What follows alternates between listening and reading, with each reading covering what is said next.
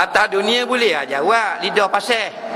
Kawan tengah cocok ni, heroin number 5. Kita tanya, brother, siapa Tuhan kamu? Allah lah ustaz, itu pun tak tahu ke? Dia boleh jawab tak? Boleh jawab. Atas dunia, bang. Tengah sting pay kuda, serok masuk. Nak, siapa Nabi kamu? Muhammad lah bro. Nampak? Boleh jawab.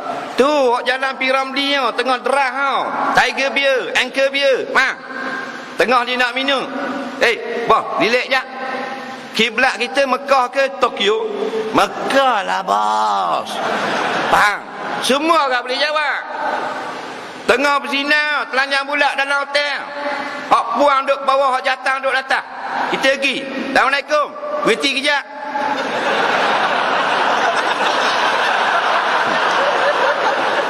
Berhenti kejap. Bukan nak kacau, berhenti kejap. Apa agamamu?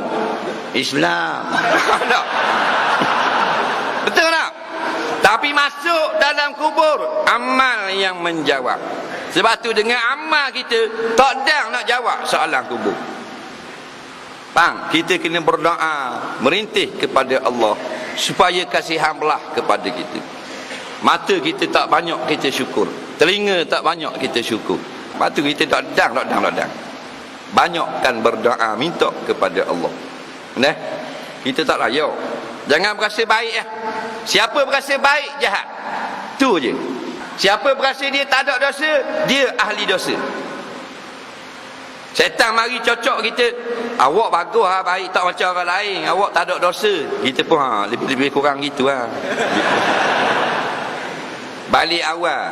Mu janggut panjang ke, Tuhan lepor dalam neraka. Jangan berasa hebat, jangan berasa lebih. Faham? Kita kena berasa kurang. Berjihad, bersungguh-sungguh untuk taat perintah Allah.